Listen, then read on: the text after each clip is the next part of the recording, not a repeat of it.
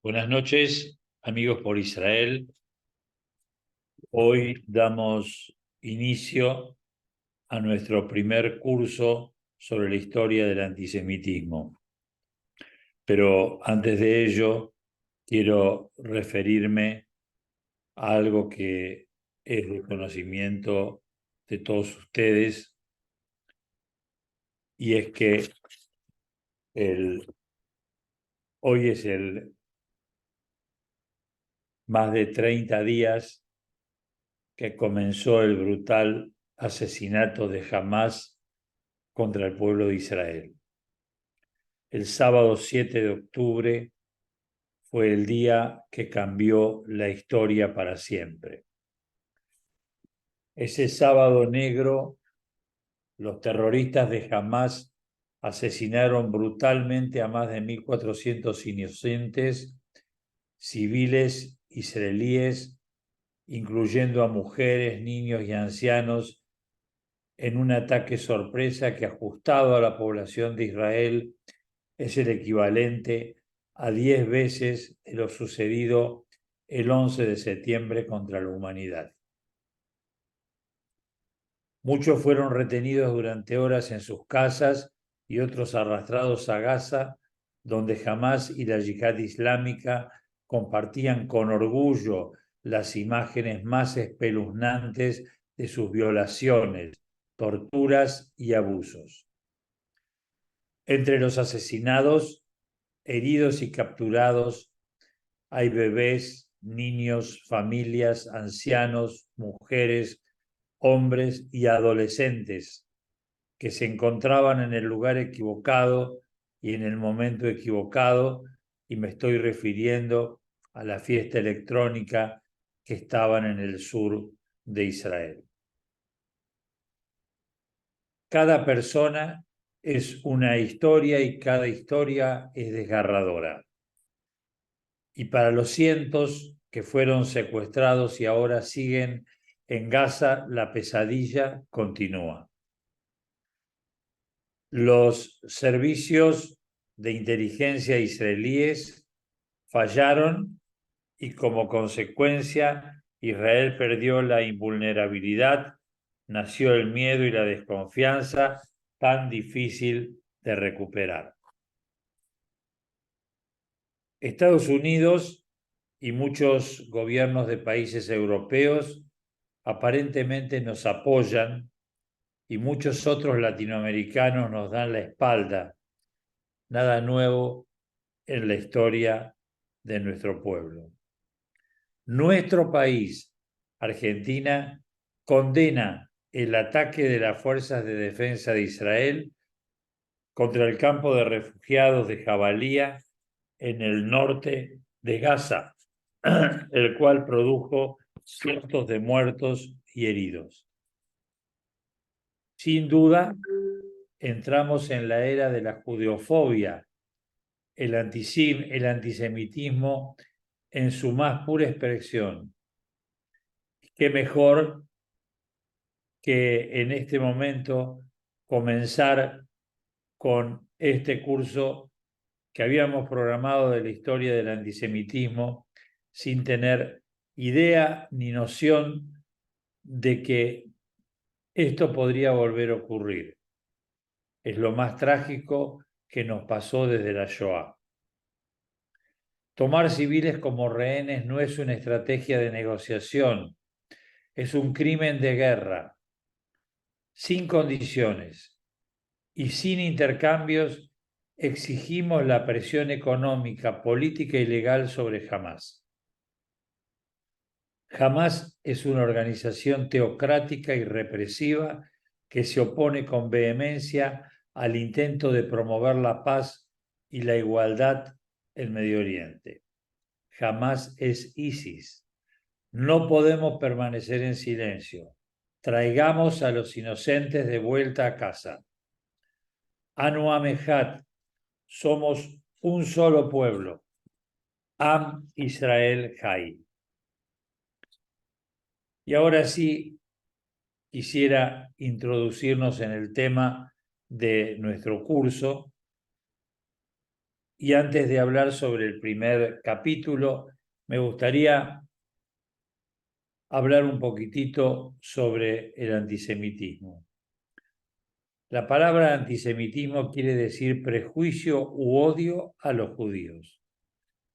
El holocausto, la persecución y el asesinato auspiciada por el Estado de judíos por parte del régimen nazi y sus colaboradores entre 1933 y 1945 es el ejemplo de antisemitismo más extremo de la historia. Aunque en el momento que estamos viviendo ahora es comparable. Nadie, nunca esperado por nadie. En 1879, el periodista alemán Wilhelm Heim originó el término antisemitismo, denotando odio a los judíos y a varias tendencias políticas liberales, cosmopolitas e internacionales corrientes en los siglos XVIII y XIX y frecuentemente asociadas con los judíos. Estas tendencias incluían la igualdad de derechos civiles, la democracia constitucional, libre cambio, socialismo, capitalismo financiero y pacifismo. El odio a los judíos, sin embargo, precedió a la época moderna y la acuñación del término antisemitismo. Entre las más comunes manifestaciones de antisemitismo a través de las épocas estuvieron los pogroms, ataques contra judíos por las poblaciones locales, frecuentemente animados por las mismas autoridades. Pogroms eran a menudo incitados por rumores que los judíos usaban la sangre de los niños cristianos para propósitos rituales. En la época moderna, el antisemitismo desarrolló una dimensión política. En el último tercio del siglo XIX, los partidos políticos antisemitas se formaron en Alemania, Francia y Austria. Publicaciones como los Protocolos de los Sabios de Sion generaron o ayudaron teorías fraudulentas de una conspiración internacional judía. Un componente importante del antisemitismo político era el nacionalismo, cuyos adheridos a menudo denunciaban falsamente a judíos como ciudadanos desleales. El partido nazi, fundado en 1919 y guiado por Hitler, dio una expresión política a las teorías del racismo. En parte, el partido nazi ganó popularidad con la diseminación de la propaganda antijudía. Millones compraron el libro de Hitler, Mein Kampf, Mi lucha, que pidió la eliminación de los judíos de Alemania. No tan diferente a lo que está pidiendo hoy Hamás de la eliminación del Estado de Israel y de la eliminación de cuanto judío se haya. Este curso está basado en una realización realizada por Jonathan Hayun en París, en Francia, a fines del año 2018 y consta de 4 partes. La primera parte son los orígenes del año 38 de la era común hasta el 1144. La segunda parte, el rechazo desde 1144 hasta el 1791. La tercera parte, de la emancipación al holocausto.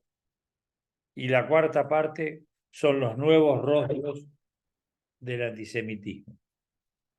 Y ahora sí, comencemos y les contaré de este primer capítulo, Historia del antisemitismo, los orígenes desde el año 38 de la era común hasta el año 1144. Los historiadores sitúan la primera matanza de judíos en Alejandría en el año 38, La ciudad portuaria mediterránea albergaba una floreciente comunidad que desató la furia de los egipcios. ¿Por qué la primera gran ola de violencia antijudía surgió en la ciudad egipcia de Alejandría bajo la ocupación romana? ¿Cómo pudo arraigar el antijudaísmo en la civilización cristiana y en la musulmana? ¿Cómo pudo Granada en la península ibérica, tras 300 años de época dorada de convivencia, convertirse en escenario de una masacre que constituye el primer pogrom durante las cruzadas? El análisis del primer milenio del antisemitismo también revela el inicio de la lucha contra la hostilidad antisemita. Ejemplos de ello son la protección ofrecida por los carolingios a los judíos, el apoyo que les otorgaron los emires y califas de la España árabe o la labor del abad Bernardo de Claraval entre 1090 y 1153, que logró poner fin a las persecuciones antijudías durante las cruzadas. Bueno, ahora sí, vamos a ver el primer capítulo y nos encontramos nuevamente cuando termine. Espero que lo aproveche. Muchas gracias.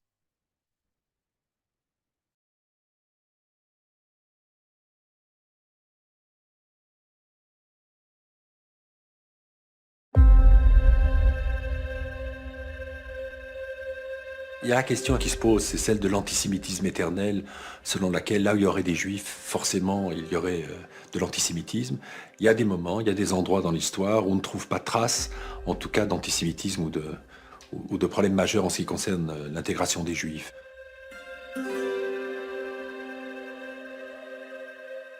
Y a-t-il une haine multiséculaire des juifs? Attention que cette idée ne soit pas une construction des antisémites. Vous avez toujours été haïs, donc il y a un problème chez vous. Et en fait, si on reconstruit l'histoire, il faut être très attentif au fait qu'il n'y a pas de haine universelle et atemporelle.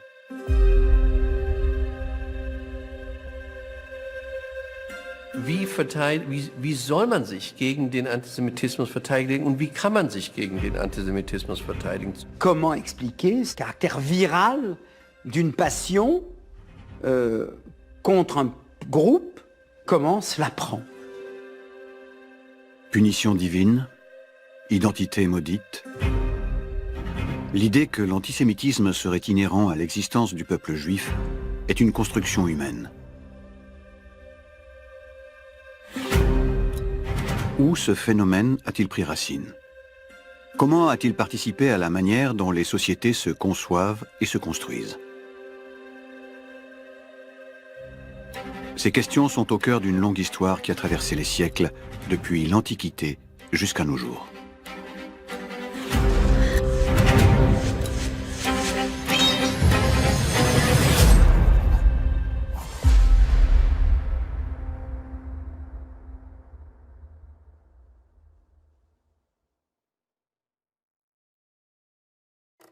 So the question of where does anti-Judaism originate is very difficult. And partly we answer it based upon what we know. We don't know very much, for example, about how the Babylonians thought about Jews. Perhaps they thought a lot about Jews, but we don't have any records of that, so we don't really know. But if you think about societies where that anti-Judaism has become very powerful, one of the earliest was Egypt.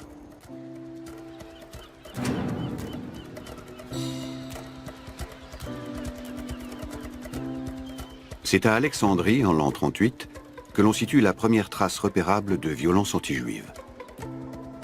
À cette période, l'Empire romain a établi son emprise sur la presque totalité du pourtour méditerranéen, où vivent 4 millions de juifs. 1 million d'entre eux habitent dans le petit royaume de Judée depuis plus de 3000 ans. Les autres se sont déplacés au gré des conflits.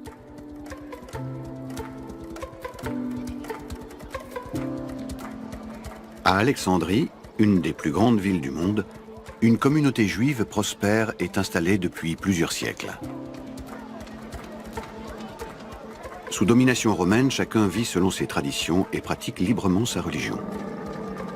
Comme ailleurs dans l'Empire, la religion juive, prosélyte à cette époque, séduit et attire de plus en plus de populations en son sein. Centre culturel et religieux d'Égypte, Alexandrie est une ville cosmopolite. Sa population est composée de Romains, Grecs, Égyptiens et Juifs. Les Juifs sont arrivés dans le sillage d'Alexandre le Grand, parfois un peu comme esclaves, mais surtout comme militaires. Ils ont prospéré à Alexandrie. Ils avaient tous les métiers possibles. Voilà. Donc il fait très bon d'être juif à Alexandrie. Après, il y a une animosité qui n'est pas petite de la part des Égyptiens. Le peuple juif se distingue par un ensemble de lois comme l'interdiction de travailler le 7e jour ou de consommer du porc. Seul peuple à croire en un Dieu unique dans l'Empire romain, ils ont obtenu l'autorisation exceptionnelle de ne pas rendre de culte à l'empereur dans leur synagogue. Un privilège qui exaspère les Égyptiens.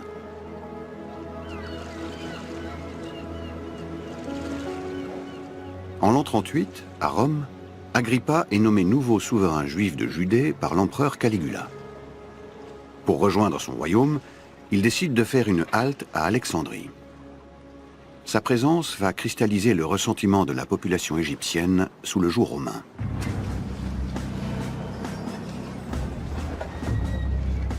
Agrippa, la figure du souverain prospère, en bonne entente avec les Romains, voire favorisé par le pouvoir romain, va rentrer à Alexandrie avec une espèce de magnificence, avec des licteurs, avec des insignes du pouvoir romain.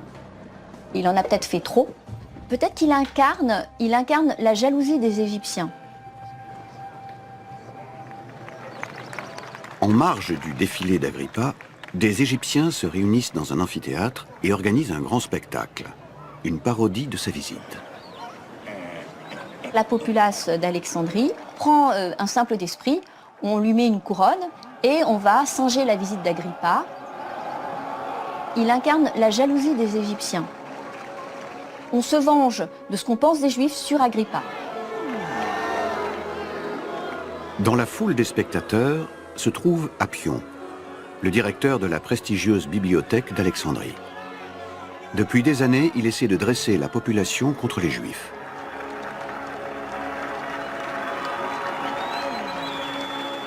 Appion wrote down any number of accusations against the Jews, that they are misanthropes, that they are hypocrites, that they are setting out to destroy Egypt.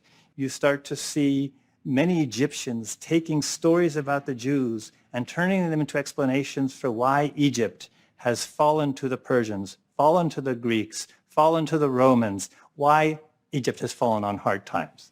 Und das andere ist die nicht minder aberwitzige Idee von den Juden, die Menschen opfern, und zwar in ihrem Tempel. Auch das ist bei Appion überliefert.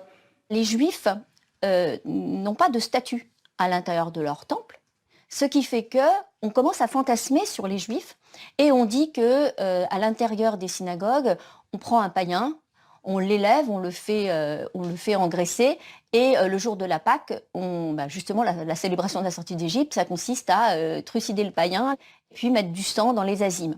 Zur Explosion kam es, als Flaccus dann, also der römische Statthalter in Alexandria, dem griechischen Mob erlaubte, gegen die Juden in Alexandria vorzugehen. La nuit venue, la foule excitée par le spectacle et les accusations d'Appion décide de passer à l'acte. Et après le pillage, il va y avoir carrément l'attaque physique, comme dans tout pogrom, avec le massacre de gens. Et tout ça nous est bien décrit par le philosophe Philon d'Alexandrie. Philon d'Alexandrie a vécu ce massacre. La populace se jeta sur nous avec une fureur sauvage. Chacun montrait son butin aux passants, souvent sous les yeux de ceux qu'ils avaient dépouillés.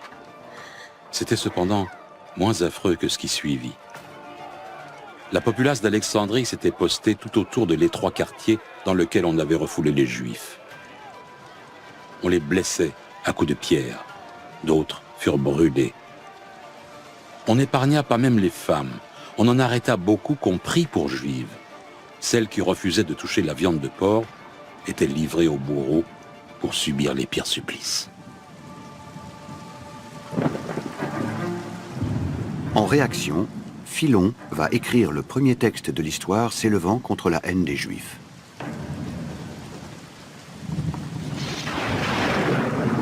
Was Alexandria die Pogrome so besonders machen, ist eben, dass da man die Juden als Juden und nochmal, nur weil sie Juden sind, ausrotten will. Das ist gewissermaßen die Blaupause, der Blueprint. Aber hier kommt es zum ersten Mal in einer unglaublichen, unerträglichen Weise zum Vorschein. Durant l'Antiquité, les émeutes d'Alexandrie restent un cas isolé. Mais le mal est fait. Appion sera l'un des premiers anti-juifs connus de l'histoire. Auteur de sacrifices humains, comploteur pour dominer le monde, les accusations qu'il a propagées vont traverser les siècles. Dans l'Antiquité, on a des crises d'antijudaïsme et d'antisémitisme, à Alexandrie, à Babylone, en Égypte, où vous voulez. C'est des crises, c'est violent, et puis après la vie reprend. Il y a des traditions de mépris dans la pensée romaine vis-à-vis des Juifs, mais il n'y a pas une civilisation anti-juive qui se bâtit. Alors qu'avec le christianisme, il y a des civilisations anti-juives qui naissent et qui s'installent.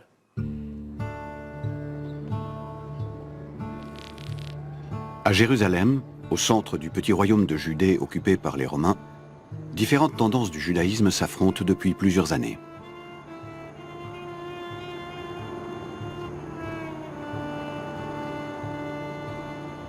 Jésus, né dans une famille juive, se présente comme le Messie tant attendu par les Juifs. Il est à la tête d'une petite communauté dissidente qui prend de l'importance. Ce sont les futurs chrétiens.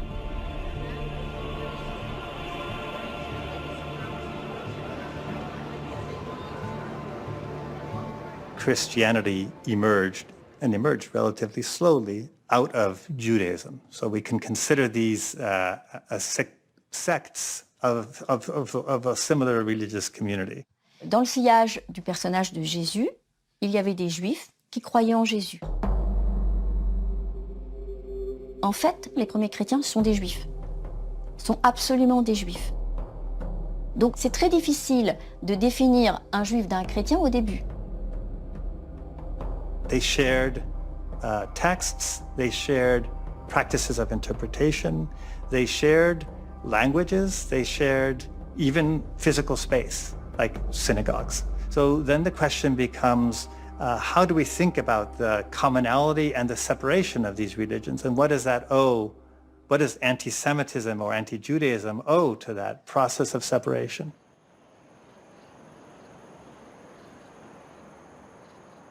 C'est le philosophe chrétien Justin qui le premier appelle à une séparation entre le judaïsme et le christianisme. À Naplouse, vers l'an 135, un siècle après la mort du Christ, il met en scène cette rupture dans un dialogue avec un juif imaginaire. Il lui déclare que Dieu a abandonné les juifs et que désormais les chrétiens ont vocation à prendre leur place. La nouvelle loi est pour tous les peuples. Substituée à la première, elle l'abroge entièrement. Nous sommes aujourd'hui le véritable Israël. Nous formons la race sainte, nous qui n'avons connu le vrai Dieu que par Jésus. Ce qu'on appelle la théologie de la substitution, selon laquelle tout simplement c'est l'Église qui remplace le judaïsme, que le judaïsme est caduc, certes. Il y a eu un moment privilégié, une alliance réelle entre Dieu et le peuple juif, mais désormais il est caduc.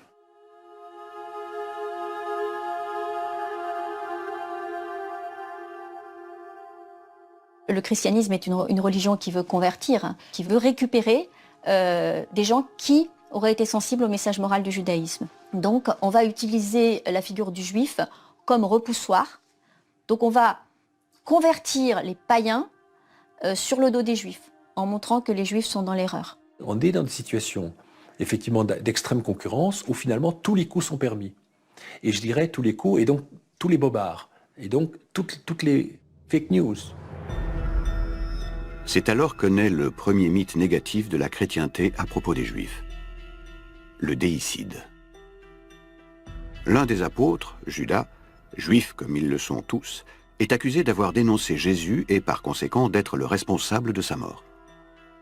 Les Juifs dans leur ensemble sont désignés comme les assassins de Jésus.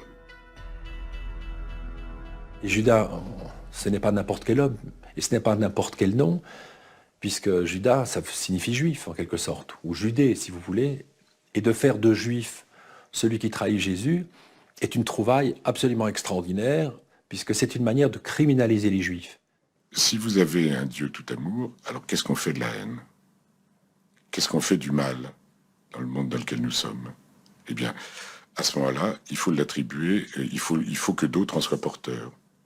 Hein, il fallait bien que quelqu'un vienne incarner dans la mythologie religieuse chrétienne cette part fondamentale de haine, d'agressivité.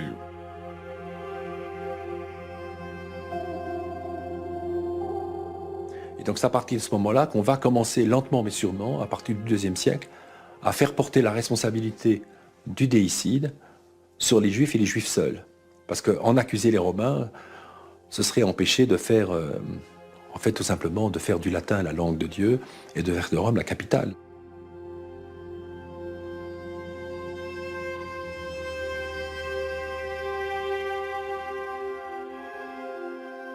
En 70, le judaïsme perd son centre religieux historique en Judée.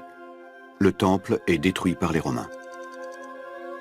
Quelques décennies plus tard, après une dernière révolte, les Juifs perdent définitivement leur autonomie sur ce royaume.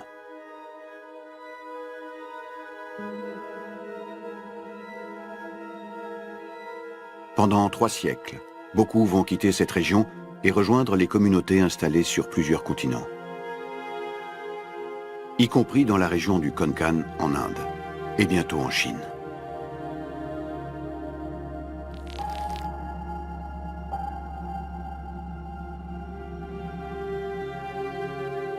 À Constantinople, le judaïsme est une religion encore prosélyte. À cette époque, elle poursuit ses conversions en nombre. Païens, juifs et chrétiens cohabitent et partagent leurs fêtes.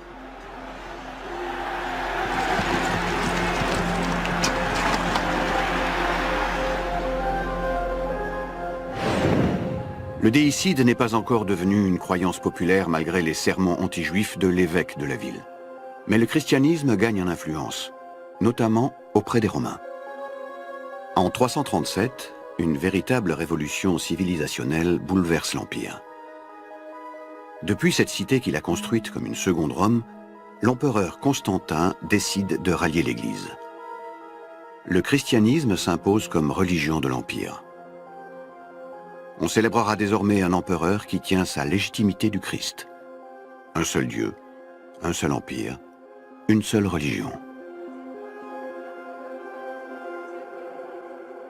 Also es entstand die große Frage, wie verhält sich dieses Christentum als Staatsreligion zu denen, die nicht dazugehören. Und das war dann der nächste ganz entscheidende Schritt im Blick auf Judenfeindschaft und Antisemitismus. Les successeurs de Constantin défont lentement les mesures de tolérance instaurées jadis par Rome. En 439, l'Empire se dote d'un code juridique, le code Théodose. Pour la première fois dans l'histoire, les Juifs ont un statut officiel. Ils sont désignés juridiquement. Dans ce document, ils sont aussi l'objet de discriminations. On leur interdit de construire de nouvelles synagogues, puis on les exclut de certaines professions, avocats, fonctionnaires ou militaires. Les Juifs deviennent progressivement des citoyens de seconde zone. C'est à partir de ce moment-là qu'une condition, qu'une catégorie juridique particulière a commencé à s'établir. Ils étaient bien des citoyens avec des droits particuliers, mais avec des droits limités qui ne les rendaient pas équivalents à ceux des autres populations chrétiennes. C'est comme ça que ça commence en fait, le statut d'échéance des Juifs. C'est une construction au fil des siècles aussi.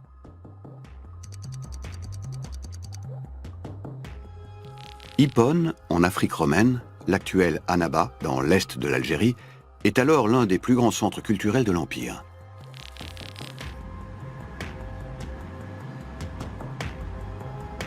À 2000 km de Constantinople, un homme élabore une théorie religieuse qui conditionnera la vie des Juifs en terre chrétienne pendant des siècles.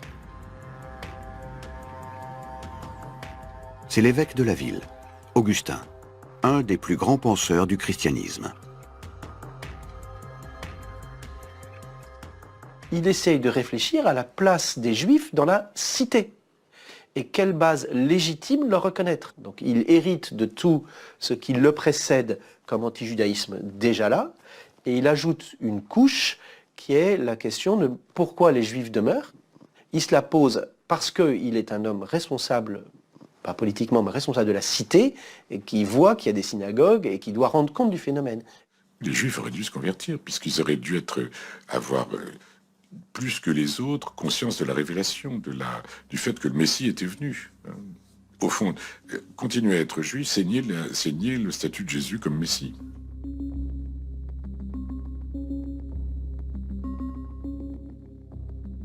En 413, à partir de sa lecture des textes religieux, Augustin élabore sa thèse dans son ouvrage monumental « La cité de Dieu ». Les Juifs y sont définis comme le peuple témoin. Si les Juifs ne sont pas prêts à renoncer à leur foi propre, s'ils ne sont pas prêts à recevoir le message du christianisme, il faut donc faire avec. Faire avec, c'est-à-dire faire d'eux des reliquats du passé. Augustin l'a théorisé d'une manière extrêmement cohérente, extrêmement subtile, extrêmement intelligente. He articulated the logic by which Jews should not be killed. Jews should be protected within Christian society as what he called living fossils. Les Juifs que l'on trouve partout nous rendent témoignage que les prophéties relatives à Jésus ne sont pas notre invention. Eux ont les livres qu'ils lisent en aveugle, et nous tenons le Christ. Qu'est-il donc aujourd'hui ce peuple, si ce n'est une espèce d'archiviste des chrétiens? En s'équipant ainsi d'un concept du juif qui porte les livres mais qui ne sait pas les lire, il donne une place politique, et c'est son but, aux Juifs dans une cité qui est gouvernée par les chrétiens, mais qui est une place de minoration. So he articulated conditions under which Jews could be allowed to survive in a Christian society. And you could argue, and some people have argued, that if he hadn't done so, the Jews would have disappeared from the Christian world. Pour Augustin, dans son livre La Cité de Dieu, les Juifs doivent être maintenus en vie dans des conditions de servitude et d'humiliation. Un statut qui doit témoigner de ce qu'il en coûte de ne pas avoir reconnu Jésus comme le Messie. Transmis à travers le temps par 400 manuscrits copiés ou imprimés, son texte latin sera traduit et enseigné dans les royaumes chrétiens. Durant plus de 1000 ans, sa doctrine servira de référence pour les politiques anti-juives en Europe.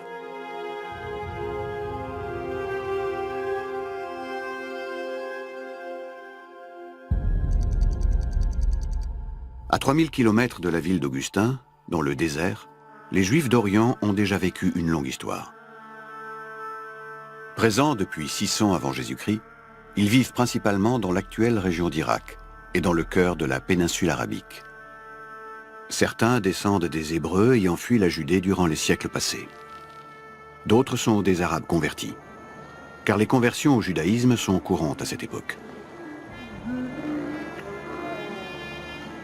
Résidant au milieu de tribus polythéistes, ils n'ont jamais été la cible d'hostilité en raison de leurs croyances. Les luttes sont de nature tribale et non religieuse. Mais les Juifs d'Arabie vont bientôt vivre sous le règne d'une nouvelle religion. Bientôt, un homme déclare sa vocation à transmettre une nouvelle parole divine.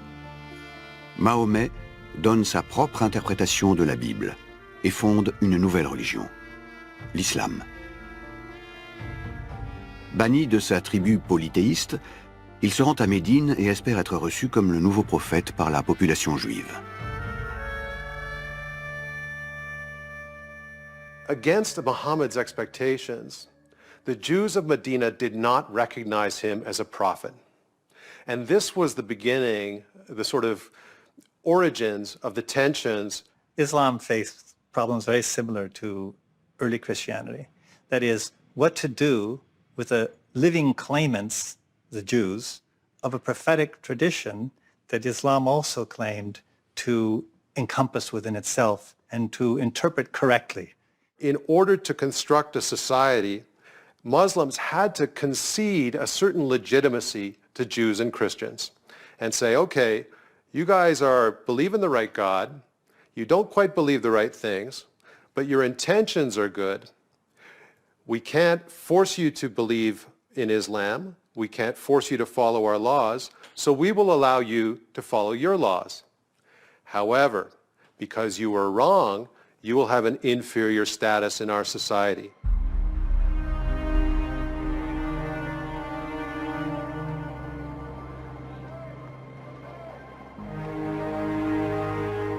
En prenant le contrôle de la ville de Médine, Mahomet impose un statut spécifique aux minorités juives. La dhimma, terme signifiant en arabe soumission, mais aussi protection. En une dizaine d'années, il conquiert toute l'Arabie. Et il conclut cet accord de dhimma avec les populations juives et chrétiennes locales. Celles-ci peuvent continuer à pratiquer leur culte, mais elles doivent s'acquitter d'un impôt.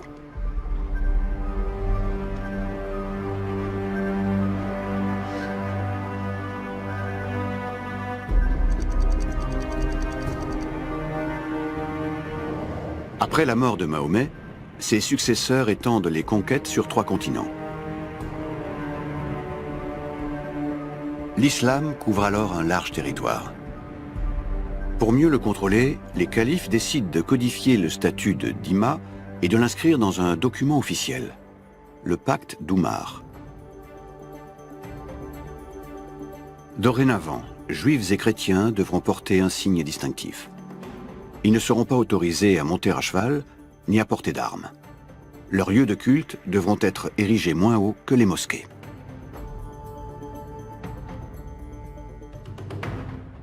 If we look at earlier documents that have survived from the Muslim conquest, we see that the obligations that were placed on non-Muslims, on dhimmis, whether they were Christians or Jews, were much more flexible.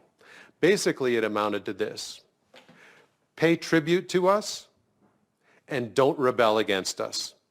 Don't help our enemies. And that was basically it. And one of the reasons why, at first, these rules were so loose was because the Arabs were only in very tenuous control of the territory they conquered. You can imagine how many people lived in the Arabian Peninsula in the 7th century. A few thousand? And yet these warriors conquered these immense empires. That meant that although they had conquered them, they were very vulnerable. And they were not in a position to make demands on the people they had conquered, or these people would rise up against them. So it was always this sort of balance. How much can we demand? What will they give?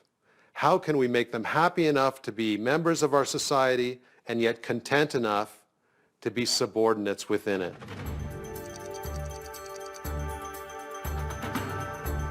En 716, la civilisation musulmane s'étend sur un nouveau territoire, la péninsule ibérique. À l'image de Bagdad et du Caire avant elle, la ville de Cordoue devient un centre international et multiculturel. On l'appelait la perle de l'univers. La grande mosquée de Cordoue en témoigne, du raffinement de l'architecture mauresque. On ne peut pas atteindre un tel degré de raffinement si on ne faisait pas conjuguer humanisme et hédonisme, avec un art de vivre, l'art de la table, la musique. Emblème d'une coexistence et d'un échange interreligieux intense, Cordoue devient la plus grande ville d'Europe. C'est le début d'un âge d'or appelé Al-Andalus, qui va durer 400 ans.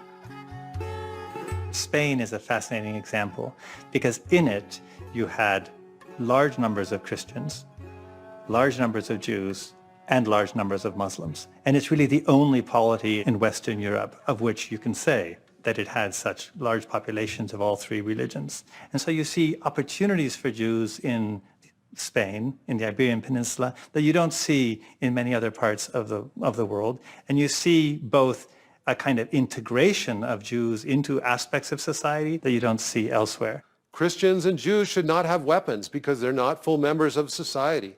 They shouldn't ride horses. They shouldn't be in positions of power in Islamic governments. But in real terms, on the ground, these rules quite simply didn't apply. And so consistently through Islamic history, like any history, we see Jews and Christians being elevated to positions of power and influence, even when people believed that the Pact of Omar prohibited this. Au milieu du Xe siècle, Asdai ibn Shaprut, rabbin et médecin, est chargé par le calife des relations avec les puissances étrangères. Il conduit des ambassades, reçoit des messagers et contracte des alliances. Dans une lettre qu'il écrit à un juif d'Asie centrale, il témoigne de la bonne condition de ses coreligionnaires dans le royaume de Cordoue. La terre sur laquelle nous habitons est appelée en hébreu Sepharad et dans la langue arabe Al-Andalus. C'est une contrée riche, regorgeant de rivières et d'aqueducs. Il y a des jardins d'agrément et des arbres fruitiers. Des marchands s'y rassemblent des quatre coins du monde. Nous, qui sommes le reste d'Israël, captifs ailleurs, vivons paisiblement dans ce royaume.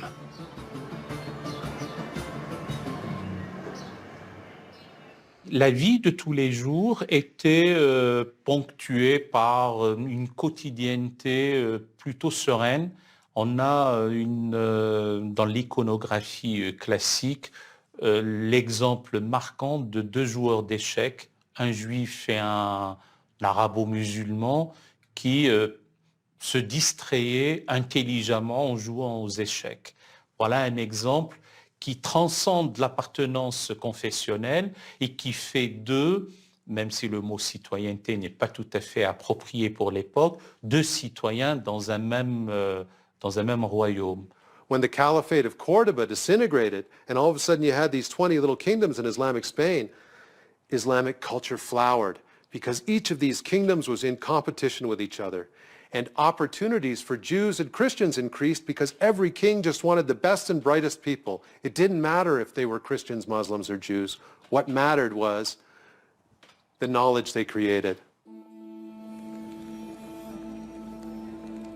Grenade, en l'an 1027, le sultan prend une décision sans précédent. Il nomme un juif, Samuel ibn Nagrela, vizir, c'est-à-dire premier ministre. He was also appointed general, and he actually led the Muslim armies of Granada in battle against armies from other Muslim kingdoms. Now, the problem was that a lot of Muslims didn't like this, particularly those Muslims who wanted the job of prime minister themselves. And so these people who wanted his job or who were enemies of the Kingdom of Granada used the fact that he was a Jew as propaganda against the kings of Granada, saying, look, if you guys are Muslim kings, you shouldn't have Jews running your administration. Samuel was so good at what he did that the Berber kings of Granada didn't pay any attention to these critiques. À la mort de Samuel ibn Nagrela, son fils Joseph prend sa succession. Il est moins habile que son père et se met à dos une partie de la population musulmane.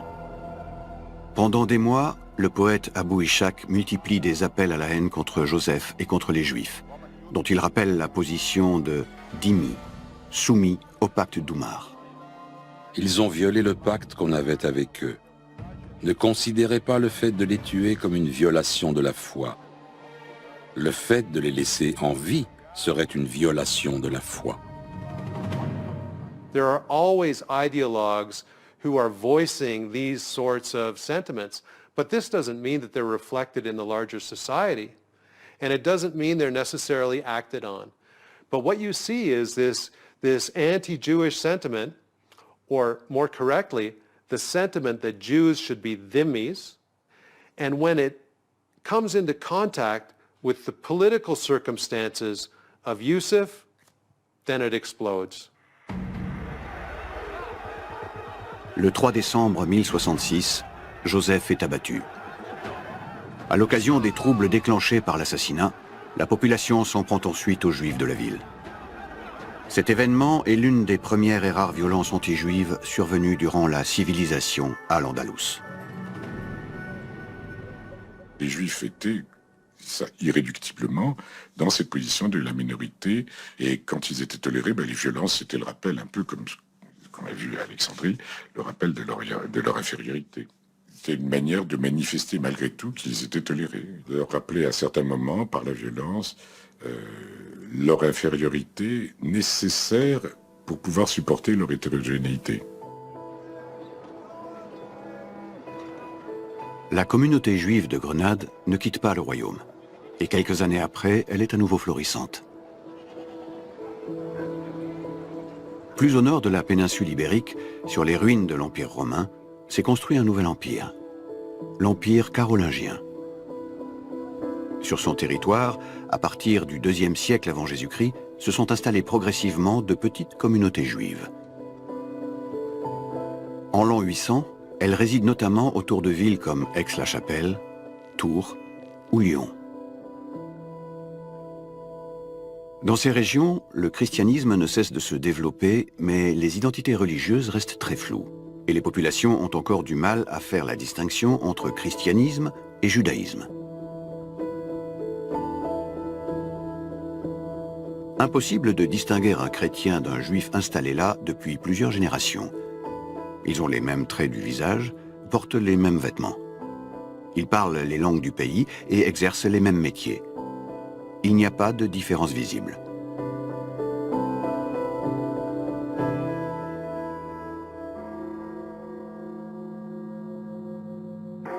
Les responsables religieux vont tenter de dresser des frontières entre juifs et chrétiens.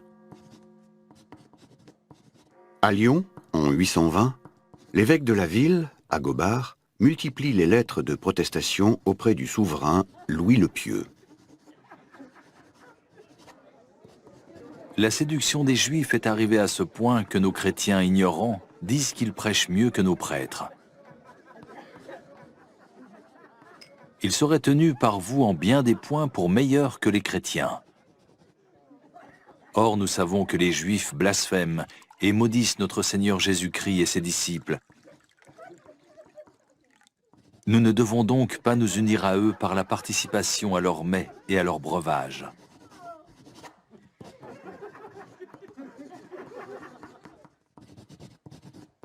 À ce moment-là, Agobard n'est absolument pas entendu et son discours théologique n'intéresse visiblement pas le souverain. En quelque sorte, l'intérêt royal est en contradiction nette avec les velléités théologiques d'Agobard, ce qu'on appelle peut-être un peu trop facilement l'âge d'or des Juifs. À l'époque carolingienne, c'est surtout avec Louis le Pieux, c'est-à-dire le fils de Charlemagne qui va promulguer des chartes que nous avons encore et qui sont extrêmement favorables à l'installation et à la dissémination des Juifs dans son empire. Ils ne sont absolument accablés de rien à cette époque-là. Il n'y a pas d'exaction particulière, on veut qu'ils s'installent. Cette invitation et ce soutien conduisent à la multiplication des populations juives sur les bords du Rhin et en Champagne. L'une de ces villes, Troyes, devient dans la lignée de Cordoue et Babylone l'un des principaux centres spirituels du judaïsme en Europe. C'est ici que vit Rachi, le rabbin Salomon, surnommé le Français. Viticulteur, poète, exégète et enseignant, il est une personnalité influente dans la région. Dans son école, Rachi élabore un commentaire de la Bible, de la Torah. Ce commentaire, utilisé par des penseurs chrétiens, est devenu la principale référence dans l'étude juive. Il est enseigné encore aujourd'hui à travers le monde.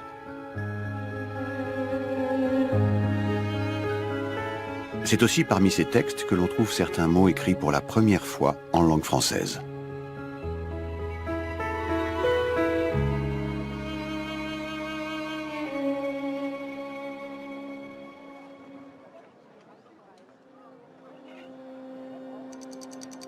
Le 27 novembre 1095, depuis la ville de Clermont, le pape Urbain II lance un appel « Reconquérir Jérusalem ». Récemment tombé aux mains des Turcs, il n'est plus possible aux pèlerins d'accéder à l'église du Saint-Sépulcre où se trouverait le tombeau du Christ. That it's the period in which Europe confronted Islam. Western Europe began to think of itself as a kind of collective, a Christian collective, in a common war against an external non-Christian enemy. De tous les coins de la chrétienté, moines, chevaliers, gens du commun quittent leur famille, prennent la croix et partent pour Jérusalem. Imaginez des hordes, des masses, des milliers de personnes qui se déplacent donc au rythme de la marche à pied. Ils traversent des distances impressionnantes et qui n'ont rien, parce qu'ils se sont dépourvus de tout en partant. Ils se sont démunis de tous leurs biens. Ils ont donné tous leurs biens à l'Église. Donc ils n'ont rien. Il faut bien qu'ils trouvent des moyens de se nourrir et d'avancer. À tous ceux qui partiront et qui mourront en route, que ce soit sur la terre ou sur mer, ou qui perdront la vie en combattant les païens, la rémission de leurs péchés leur sera accordée. Lorsque l'on lance la première croisade, on permet de tuer. Et on permet de tuer n'importe qui se trouve faire entrave au cheminement des croisés vers la Terre Sainte. Et ça, c'est quelque chose de neuf dans le christianisme. Il y a des foules qui se mobilisent par des prêcheurs dans une ambiance qu'on pourrait qualifier de fièvre messianique. Nous allons libérer le tombeau de Jésus. Or, les premiers ennemis de Jésus sont chez nous. C'est évidemment ce chez nous qui est important. Et de qui parle-t-on? On parle des Juifs. Pierre l'Ermite est le premier prédicateur des croisades. C'est par lui que ressurgit l'accusation de déicide. Formulée 800 ans plus tôt, elle n'avait pas encore pris corps auprès des populations. À quoi bon s'en aller au bout du monde, à grande peine d'hommes et d'argent, quand nous laissons demeurer parmi nous d'autres infidèles, qui sont 1000 fois plus coupables envers le Christ? Why are we not starting with them? They too are enemies of Jesus. They tortured him, killed him. Let us begin with them. And so you see, even in the very first Crusades, movements to attack the Jews as you go to the front to fight the Muslims. Sur le chemin de Jérusalem, les colonnes de croisés traversent les villes de Champagne et du Rhin où se trouvent d'importantes communautés juives, à commencer par Troyes où Rachis échappe à ces violences. Strasbourg, Metz, Cologne deviennent le théâtre de massacres. Chacune de ces villes compte des centaines de victimes. Le 25 mai 1096, des centaines de croisés entrent dans la ville de Mayence, située dans l'actuelle Allemagne. Un abbé, Albert d'Aix, raconte. Les pèlerins arrivèrent à Mayence formant une immense multitude. Ils allèrent attaquer à coups de pioches et de lances les Juifs. Ayant brisé les serrures et enfoncé les portes, ils les tuèrent, même ceux qui cherchèrent vainement à se défendre.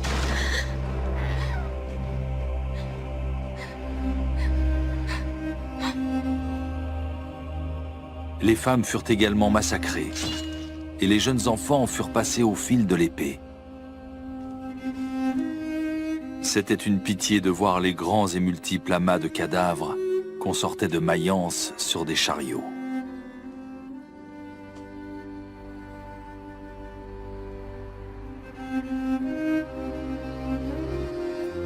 Dans le plus ancien cimetière juif d'Europe, il reste encore quelques tombes des victimes de ce massacre.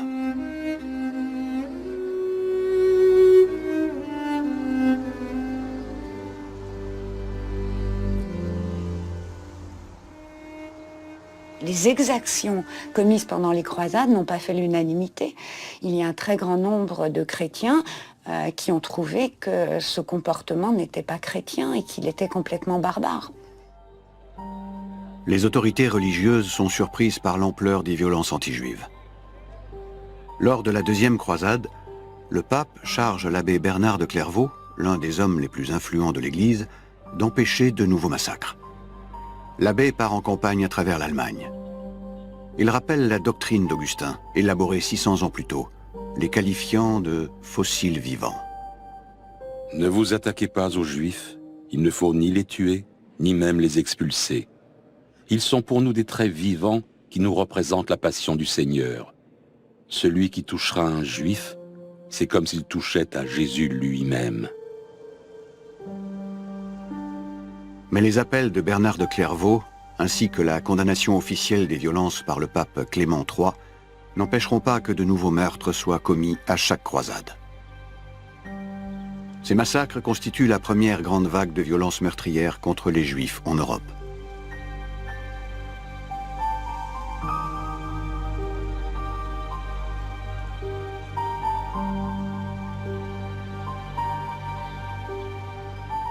Ce crime de masse a pour effet paradoxal de susciter une hostilité grandissante de la population envers les Juifs. C'est avec les croisades que va être transmis profondément dans les racines du peuple, le psychanalyste dirait en leur faisant commettre le crime de l'assassinat, que va être transmise, et puis une fois qu'on a commis le crime, évidemment, il faut dire que les victimes étaient coupables. On n'est pas obligatoirement dans la culpabilité, le regret et l'empathie à l'égard des victimes. On peut être au contraire dans la haine pour fonder effectivement l'acte, pour légitimer l'acte, après coup. On rejette sur l'autre la cause du massacre. C'est parce qu'il était mauvais, c'est de sa faute.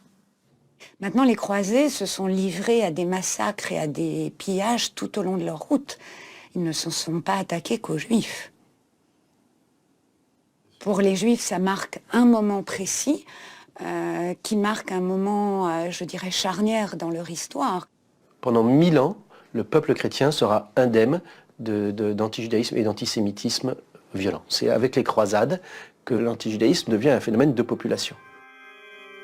À partir du XIIe siècle, durant le temps des croisades, au Royaume-Uni, de nouvelles accusations vont surgir contre les Juifs arrivés avec Guillaume le Conquérant 50 ans plus tôt. En 1144, dans le comté de Norwich, en Angleterre, peu avant Pâques, le jeune Guillaume, 12 ans, est porté disparu.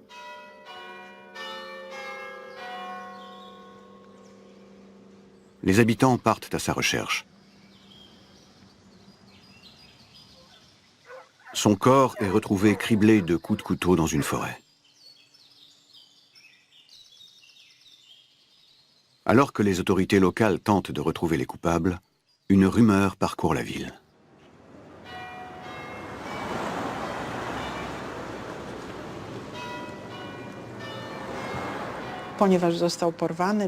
Le jeune garçon aurait été enlevé par les Juifs de la ville. Il lui aurait infligé les pires tortures possibles et imaginables. C'est la première fois qu'apparaît en Europe une accusation de crime rituel. L'accusation de crime rituel est un phénomène déjà rencontré durant la période de l'Antiquité, à Alexandrie. 800 ans plus tard, elle prend un nouveau visage à Norwich. Appelée aussi légende de sang, cette accusation renforce la criminalisation des Juifs dans le monde chrétien. Elle en devient l'un des mythes fondateurs. Dans une église de Norwich, un tableau laisse trace de cette légende. Il montre des Juifs utilisant le sang de l'enfant pour fabriquer le pain azim, la matzah en hébreu, consommé à l'occasion de la Pâque juive. On va progressivement accuser les Juifs de tuer des enfants chrétiens, et notamment pour la fabrication de la matzah. Que la matzah aurait un élément secret, et cet élément secret, c'est du sang d'enfant. Et que les Juifs seraient en quelque sorte, finalement, des vampires. C'est peut-être le mythe antisémite le plus puissant, on pourrait dire, au travers de l'histoire.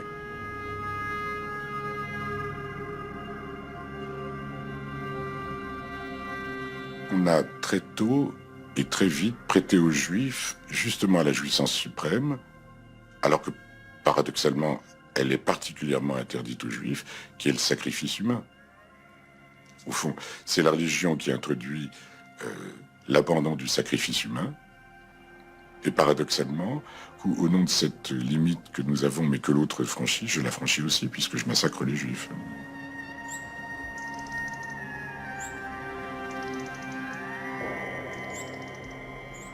Suite à cette rumeur, des Juifs de la ville sont massacrés.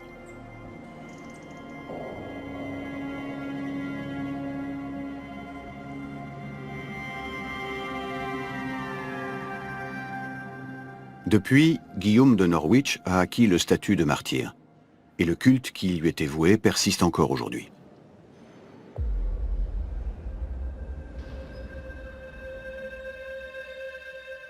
En quelques décennies, l'accusation de crimes rituels se répand à travers l'Europe. Berne en Suisse, Trente en Italie. Elle arrive à Troyes, la ville de Rachis, où 13 Juifs sont brûlés en place publique. Une sculpture de Moïse, ornée des cornes du diable, est installée au croisement de deux rues à la vue de tous. À Paris, 150 ans après la première légende de Norwich, apparaît pour la première fois une autre accusation très populaire, la profanation d'hosties.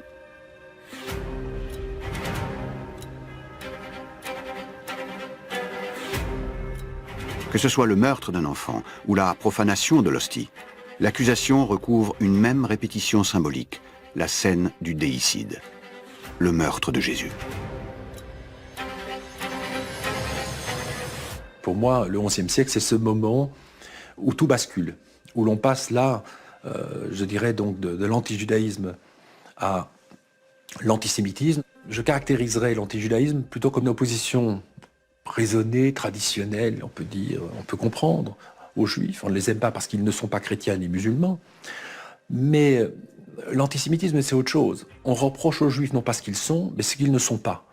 Et c'est à partir de ce moment-là qu'on va accuser les Juifs d'être en quelque sorte les serviteurs du mal. Et que les Juifs vont servir à expliquer ce pourquoi le monde ne fonctionne pas. Donc on voit bien qu'il y a un basculement culturel.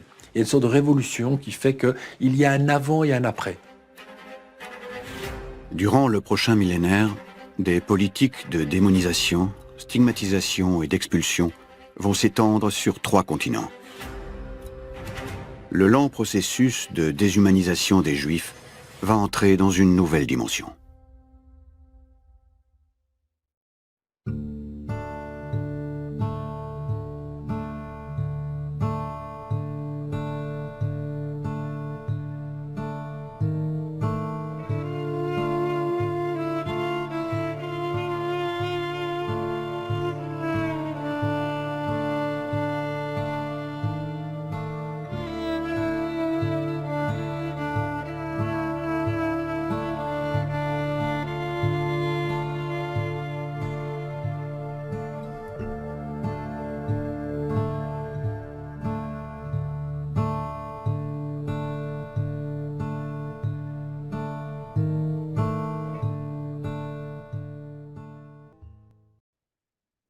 Me cuesta hablar después de haber visto este primer capítulo sobre lo que pasó en esta época que finalizó en el año 1144, porque mi cabeza no para de pensar en lo que está pasando en nuestra Medina.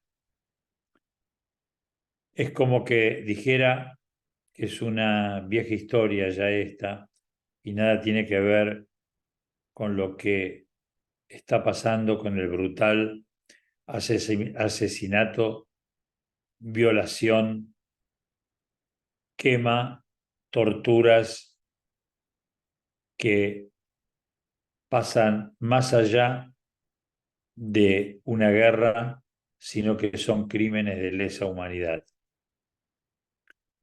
Cada uno podrá sacar sus conclusiones y pensar qué es lo que cada uno de nosotros desde su lugar puede hacer para apoyar al Estado de Israel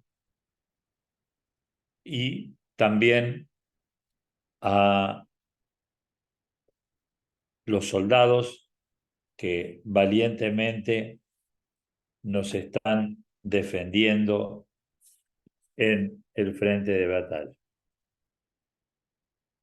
Quisiera terminar esta primera parte del curso invitándolos a que juntos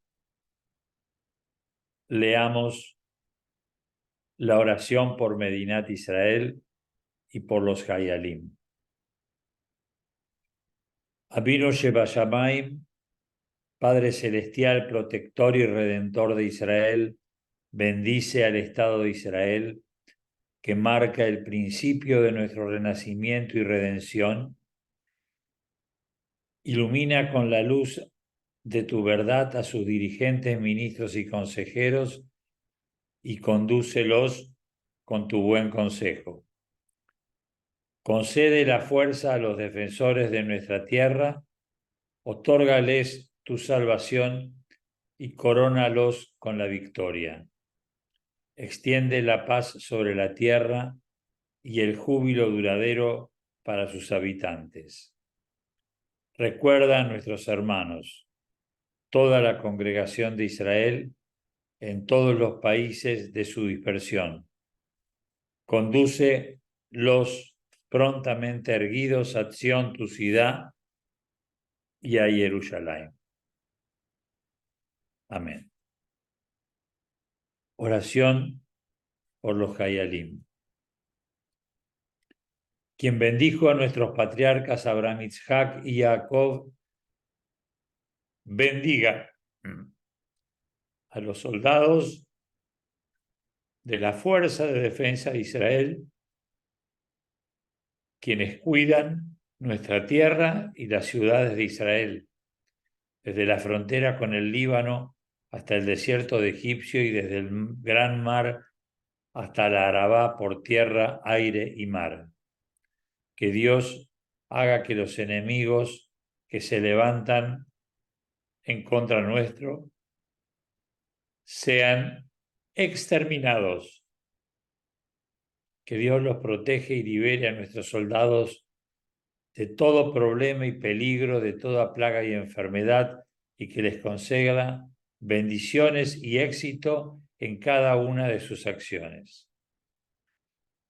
Que Él disponga que nuestros soldados derroten a nuestros enemigos y que los corone con la victoria.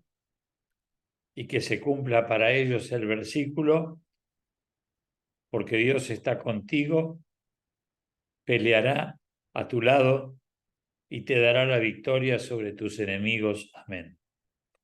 Manifiesta tu majestad a todos los habitantes de tu mundo y que proclame todo aquel que tiene hálito de vida. El eterno Dios de Israel es Rey, su soberanía rige por doquier. Amén, Selah. Lo despido con un fuerte abrazo y nos encontramos el próximo miércoles para ver el segundo capítulo y ojalá ya hayamos logrado la paz. Fuerte abrazo.